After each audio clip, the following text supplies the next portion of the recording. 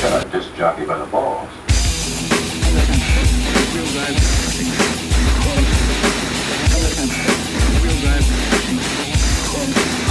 This is our turntable.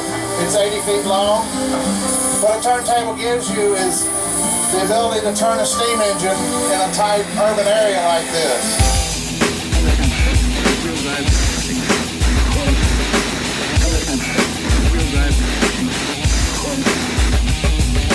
For the record, it doesn't have a hole in it. Well, you certainly came to the right place.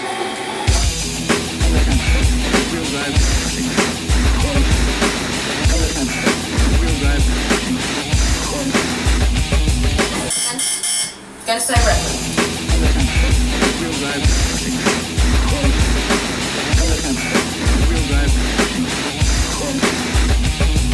What record?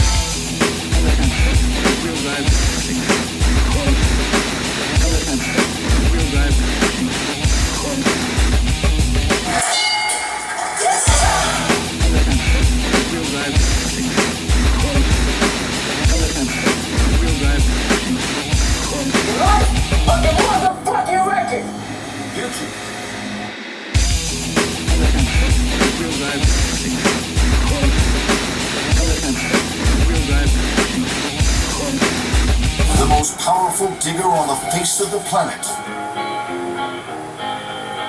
It's just a friendly game of baseball. Oh, snap. What's going on, my diggers? Didn't see you guys there. What's good? Deep Crates coming at you for the CRATEShow. Whack like you know. I was looking for some baseball records. You know, the All-Star game was the other night. That shit was dope. Extra innings. Shout out to my man Aaron Judge, HomeRun Derby champ. Got me thinking about baseball songs. So automatically, this is the first one that comes to my head. Great analogies and acronyms comparing to baseball. Check it out. Let's hear it. To the cops shooting brothers, it's like playing baseball, and they're never in a slump. I guess when they shoot up a group, it's a grand slam, and when it's one, it's a home run. But I'ma be ready with a wild pitch. My finger got a bad twitch, plus I wanna switch side and step up to the batter's box. Fuck red and white, I got on black socks. But let him shoot a person from the White Sox. What's the call? Foul ball. And my favorite analogy acronym, wait for it, ready? RBI, real bad injury. Yeah, RBI, real bad injuries. At one time, this man was the leader of real bad injuries. Carl Yastrzemski, Yaz.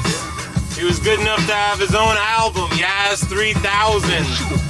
Yeah. Boston Red Sox, I know talent, I know. Roberto Clemente, memorial album in Espanol. Dope player, sad tragedy, left us way too soon. Roberto Clemente, great album. Baseball, the first 100 years. Love this cover, love that cover. Yeah. Great pressing there too on the label. What else we have? The Miracle Mets. Right now we're the garbage injured Mets. They don't have the power this year, but Cub Power. Great cover. And Schlitz, one of the worst beers ever, presents Great Sports Moments of the Century. Ew. Yeah. So, if you didn't know, this is main source that we're listening to.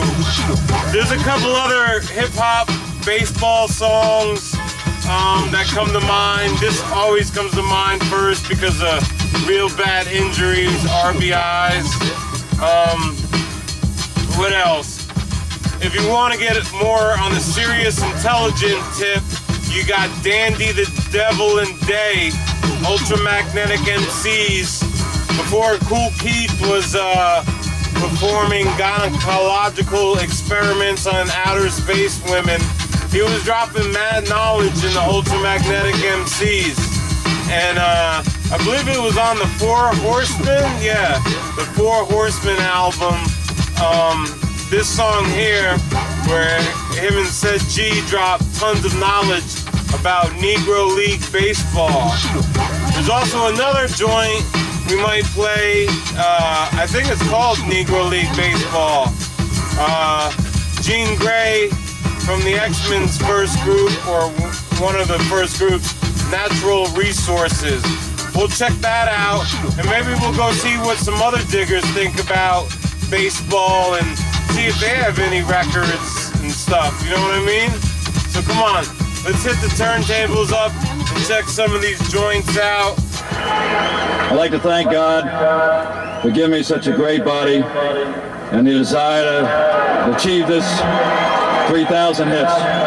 Thank you very much.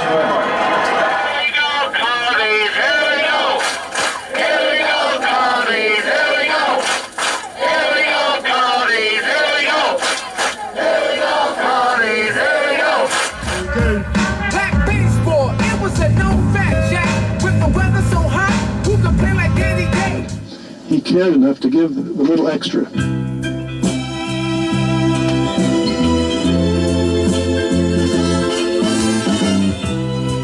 Así ganó Roberto allá en la eternidad, aquello que Dios solo da a los que han sabido amar.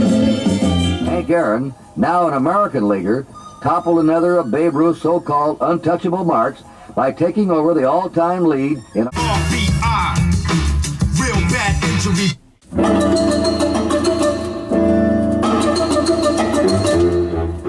It begins in the spring, every spring for 100 springs, before the last of the last snow disappears.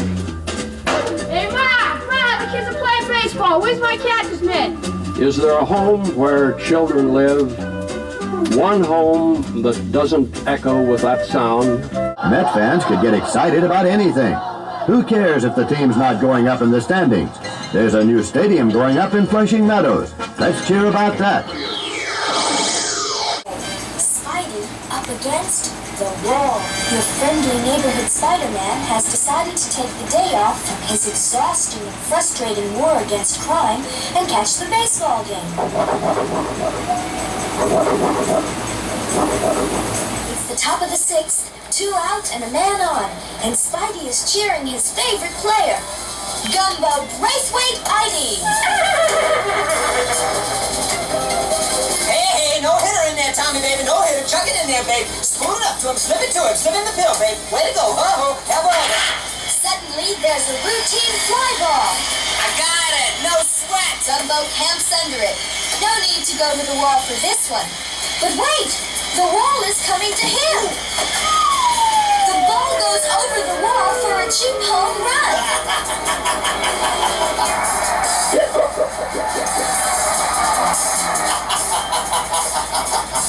Now listen here, you. That's not funny. Says right here in the rule book that that's not funny. Fuck tamales, boy. Oh, yeah? No one can stop the wall. No one? Whatever it isn't the wall-crawling creep. Here's one wall you'll never crawl, you red and blue buffoon. He's so dumb, he's trying to eat a hot dog with no mouth. That does it. Now listen here, you. The rule book clearly states that no spectators or walls are allowed on the field of play. So I'm pulling you out of the ballpark and take that ball with you. Lucky I didn't slap him with a $50 fine. I can be pretty stupid when I want to be.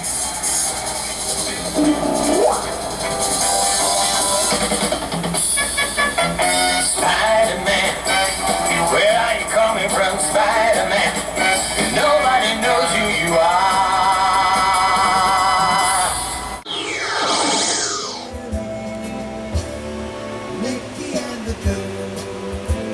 If that sounds familiar, and yet you haven't heard, haven't knowingly heard the song before, you may be reminiscing about an episode of The Simpsons that you saw. They did a play on this, and in the episode they used Don Mattingly at first base, Steve Sachs at second base, I don't know if I can remember the whole thing, but Darryl Strawberry, Roger Clemens, Ken Griffey Jr., epic episode of The Simpsons where Mr. Burns, puts money on the softball team and he hires a whole bunch of ringers to take over the team. And meanwhile, Homer is the only good player on the team and he can't play because he gets replaced by Darryl Strawberry.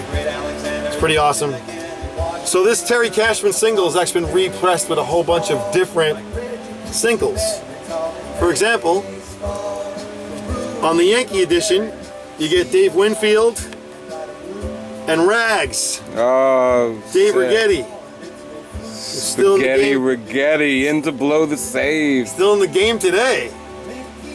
On the Mets edition, as you can see, it says for Mets fans. Oh, we have Rusty Staub as well as Mex. Keith Hernandez. These were done in 1983, I think. So Keith was like a new member of the Mets. They hadn't become the big 86 Mets. They were still all young. Just quick. We also have them for the Orioles. There's Cal Ripken Jr. I venture this one is probably worth a little bit of money. Who knows? They're probably readily available. But there's Eddie Murray, another Hall of Famer. That's a back-to-back Hall of Famer Orioles edition right there. Oh, snap. And finally, on the Terry Cashman tip, we have another Hall of Famer, Mike Schmidt, as well as, he didn't last that long, but he was a very good pitcher. His name was John Denny. John Denny. John Denny was a very good starting pitcher for them for a very short while. I think he may even have won the Cy Young or the wins leader for that year or something like that. But there you go. These two teams actually faced each other in the World Series that year, and that is why they were chosen, as well as the Mets and the Yankees, because they knew big market, they were going to sell a lot in that area. More on the Mets and more on baseball in general. This is Ralph Kiner Talks with the Amazing Mets. Gil Hodges, Tom Seaver, Tommy Agee, Tug McGraw, Jerry Grody, Ed Kranepool, and Ken Boswell. The other side has Ron Swoboda, Jerry Koosman, Art Shamsky, Cleon Jones, and Bud Harrelson. Yeah, I'm kind of a record nerd, and it doesn't stop there. My buddy Pound Cake sent me a copy of the Dodgers record. He lives out in California. We Are the Champions by the Big Blue Wrecking Crew right there. There's the back. As you can see, the players involved here were Steve Yeager, Rick Monday, Jay Johnstone, and pitcher Jerry Royce. There's Jerry Royce with the blonde mustache. I don't know why Pedro Guerrero wasn't involved if they were the Big Blue Wrecking Crew. I imagine Reggie Smith could have contributed, but they weren't invited. However, the whole town's talking about the Blue Jays up in Toronto, in case you didn't know. (1957). That was some sad year, that 1957. That was the year the Dodgers passed away and the Giants passed away. You look at any National League fan in New York and you would have thought somebody died. Now we're gonna check out Cool Keith dropping some knowledge. Black baseball. Black baseball, it was a known fact, Jack. With the weather so hot, who could play like Danny Day? The greatest and the best, like the Satchel Brother Page. Long Tom and Little Bum in the Hall of Fame. Like Josh and Buck, be alert, duck. Everybody was down for being peanuts. Foxes in their Sunday's best, their brightest dress. And on deck, said G. Not baseball today, true. It's mostly non-racial. But back in the days, it was all segregated. The whites had the majors, and then the blacks had the Negro League. They both had great talent, but then us blacks have no history of all our great players. The teams in the ballpark, but we're here to shed light. Restore the glory they haven't got. Black baseball, they paved the way. With players like Danny, the Devil, and Dave. Black baseball, they paved the way. With players like Danny, the Devil, and Dave. Black baseball, they paved the way. With players like Dandy, the Devil, and Dave. Black baseball. Now the ballpark they played in was very far from a stadium. They only sat 100 troops as a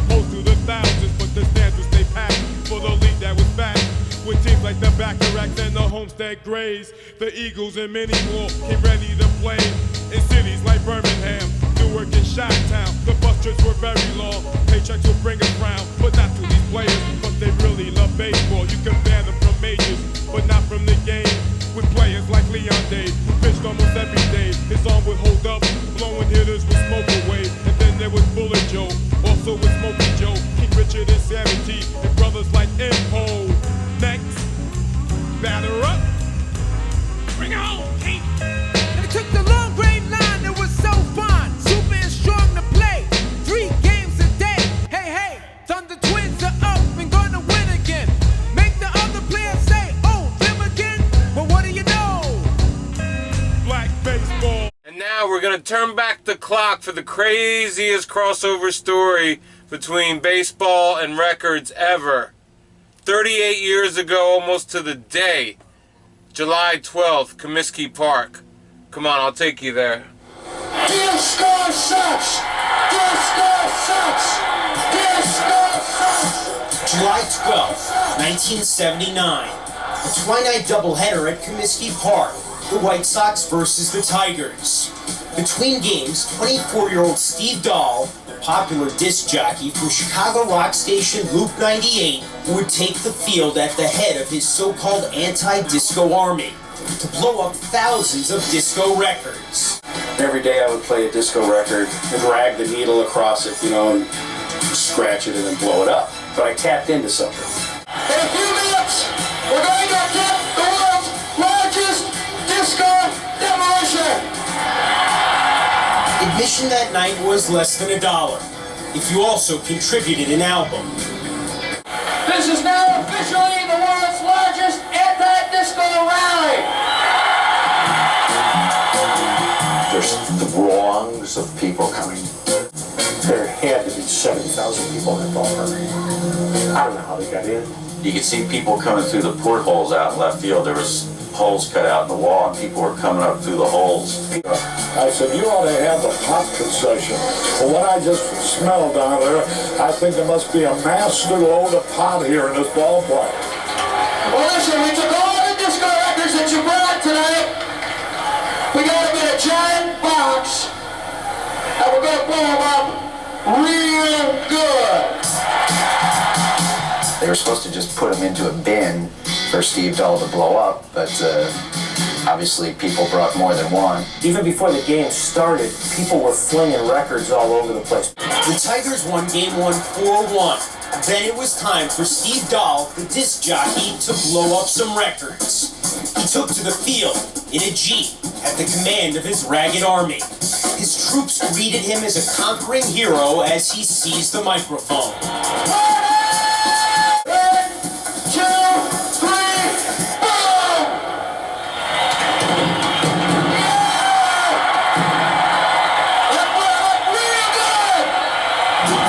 I mean, there was a flash and a stream of things.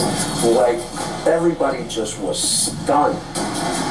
With the crate and its contents in shards on the outfield grass, Dahl enjoyed a victory lap of sorts and left the field. He could not have known that disco demolition was just getting started. As White Sox pitcher Ken Kravick went to the mound to warm up for the second game, a few fans abandoned their seats and headed for the field. All of a sudden, one person right on the field and another and another. Left field, right field, box seats. It was almost like a bunch of lemmings. It just was like the floodgates opened up. We saw that there was no security stopping us, and we just said, hey, let's do it. Jimmy Pearsall back at the ballpark, and I'm sure glad, and I hope they don't let you people see what's going on here at Comiskey Park. One of the saddest sights I've ever seen in a ballpark in my life. This garbage of demolishing a record has turned into a fiasco. And the White Sox may have to forfeit the second game. Watching the fans slide down that foul pole was like, oh my God. The field was on fire. It was on fire. I've never seen a baseball field on fire before. This is Millbank. Please clear the park, or we'll have to call out the game and close the park. I saw people steal home plate, dig up home plate. They dug up home plate. I saw a lot of people running the bases. They're having simulated baseball games, which was kind of cool. They were ripping the field apart, Not even Harry Carey, then the White Sox announcer, could control the frenzied crowd. Can you hear me out there? Holy cow! What say we all regain our seats so we can play baseball again? After nearly 20 minutes, Carey and Bill Veeck tried again, beseeching those who'd stormed the field to return to their seats. They even broke into song.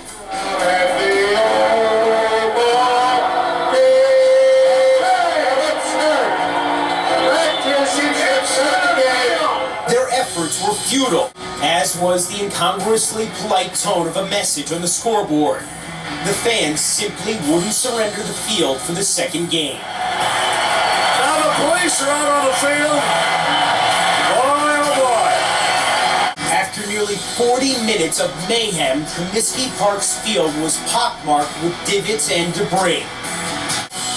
With the anti-disco revelers finally off the diamond, the grounds crew attempted to make the field playable, even as Tigers manager Sparky Anderson argued it would be impossible to play. Doll's Army had demolished disco, and in the process, Comiskey's field. The umpire chief and the president of the league has declared that the playing conditions on the field will not permit them to play the second ball game. The White Sox were forced to forfeit. There were 39 reported arrests, but only minor injuries, among what some say was the largest ever White Sox crowd.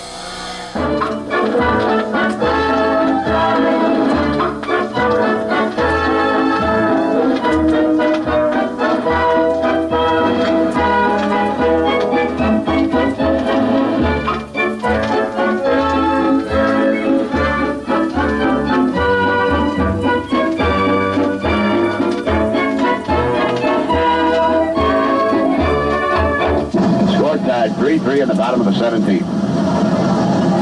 Coombs into the windup in the 1-1 pitch. Swung on, driven deep to right field. You can kiss it goodbye.